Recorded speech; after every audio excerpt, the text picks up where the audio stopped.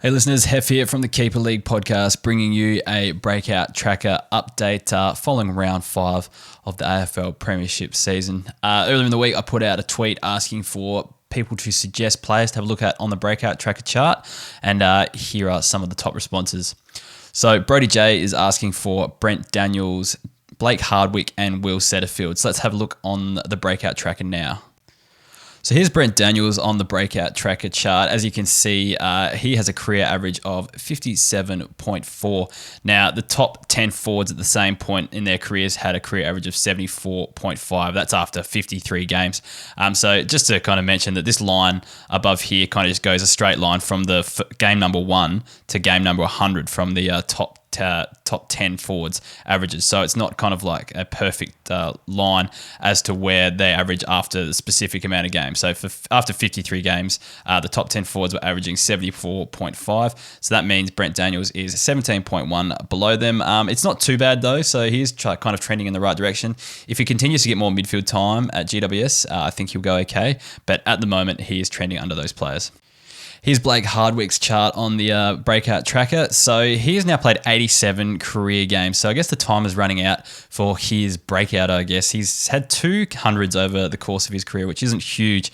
But yeah, look, his career average is 65.4. The top 10 defenders averaging 78.3 after 87 games. So that's a minus 12.9 differential for him. So if that breakout, the true breakout does happen, it'll probably want to happen quickly before he kind of falls into the fantasy abyss.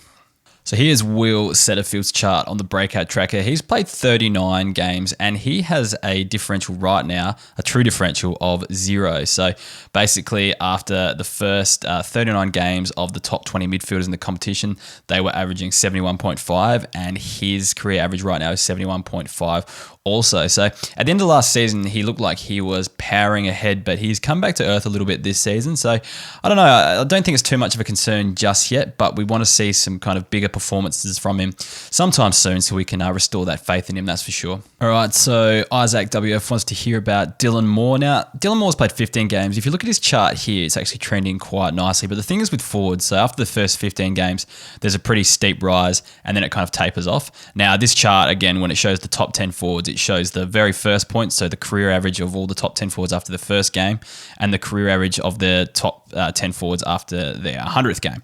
All right, so there is a steep rise for forwards. So despite it says here that he's above the kind of line, he's actually 5 points below the actual, when you compare them to the average of the top 10, it's just that they do taper off a bit later on.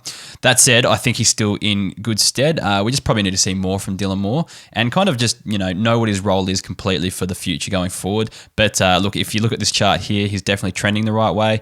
Even if the raw numbers do bring him back a little bit, I think the trend's nice. So yeah, we can kind of be positive about Dylan Moore for sure.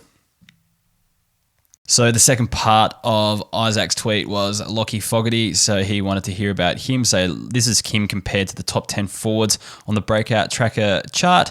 So his career average is 65.1 and he is trending on the right track as well. Again, the top 10 forwards do rise a little bit steeper than this. So he's kind of not that far ahead as it looks like on the chart. But look, he's played 28 games. He's had 200s in those times. And we saw a big score from him the other week. So he's trending in the right direction. Those kind of lean scores at Geelong probably didn't help him, especially when he wasn't getting as much midfield time, was stuck up forward a bit more.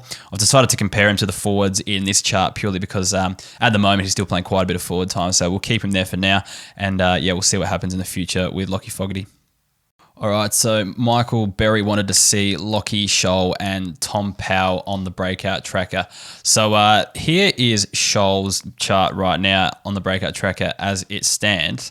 I've decided to compare him to the midfielders because that's where I see him playing the kind of remainder of his career. But the top 20 midfielders after 13 games, which is what Lockie Scholl has played, average 65.6, where Lockie Scholl averages 73. So he is a 7.4 positive differential. I think this is a really good result for him, considering the first 8 or so games of his career.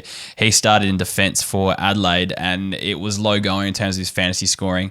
By the end of the year, he moved onto the wing and showed some good scoring, especially when you adjust it for BCV. And then he's had 3 tons to start off this year. So real breakout on the cards for Lockie Scholl, especially when you look at the chart there. He's trending well ahead of it.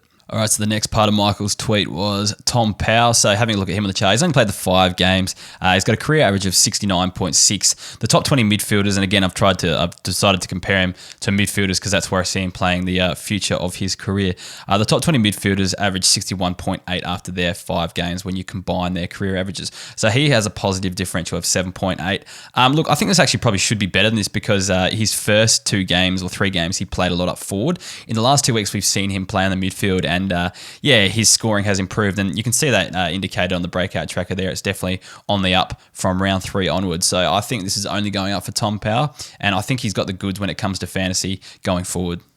So Stonecutters wants to know about Isaac Quaina. So we've got him here compared to the top 10 backs. Look, he's such an up and down player at the moment, but I think that's just given him being an early career player. Like if you look at the chart there, he got off to a huge start to his career. He's come down a little bit, but he's kind of still heading the right way, although the trend is kind of downwards over the last few weeks. He's got a career average of 63.4 after 20 games. So the top 10 defenders did have an average of 65.9 by then, which puts him down a little bit. But if you look at the top 10 defenders over their 100th game, he's still trending ahead of them where they would be over 100 games. So, look, I know he's going downwards and it's not a great look, but I think we just need to give him more time. I do have faith in him. It's just, Collingwood at the moment are just really hard to get a gauge on and, to see where they're heading at the moment. So have faith. There are some good signs here looking at this chart. All right, so Shea Pereira wants me to look at Luke Jackson. Luke Jackson is an interesting one. So if you look at the chart, he's actually trending ahead of the forwards. And I've mentioned this before with the forwards. They actually kind of have a steep rise. They start really low, and by the time they reach like 10 games, like Jackson is, they're actually way ahead of where he is right now. The thing is, this chart looks at the first game to the 100th game and draws a straight line. So he's actually trending ahead of where the top 10 forwards are after 100 games. So that's okay. It's just that, look, if you look at after 11 games, he's actually 12 points behind them. I think the main concern with Jackson is he's probably going to end up being a ruckman. And where ruckmen are at in this point in his career, he's a little bit low. The issue is, though, well, not even an issue, just the kind of positive is he hasn't really played much ruck yet either. He's kind of been just as much as a forward as he has been a ruckman. So we can take that with a pinch of salt. But look, whilst he's trending okay here across 100 games, after 11 games, he's down a bit. But I still have faith. He's a completely, he's an athletic freak, so he should be a good player, especially if he gets that ruck time later on in his career. Once Max Gawn gets on a bit, I think he's going to be fine from then on. Toby B. Ramen Team wants me to look at Jared Brander. So here he is on the Breakout Tracker chart.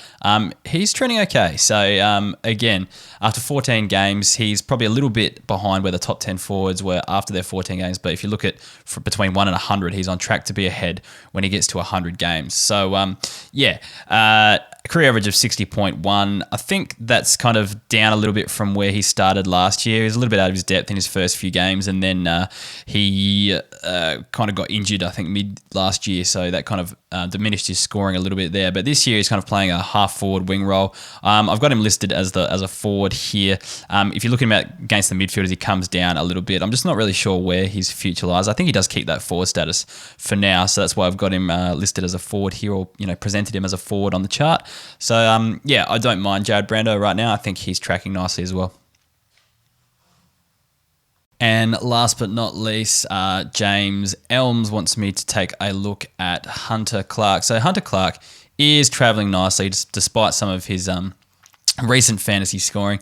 So he has a career average of 73. The top 10 defenders after 52 games, which is how many he's played now, had an average of 72.6. So he's on track to be a top 10 defender, well on track for that. So I wouldn't worry too much about Hunter Clark. I think he just passes the eye test for many, similar like him and Nick Caulfield really as well, who hasn't been scoring super well at the moment. I think they both still pass the eye test. So look, they're players we should be reasonably confident in becoming decent fantasy scorers long term. Anyway, thanks for watching the video. I'll be back later in the year with another Breakout Tracker update, so stay tuned for that.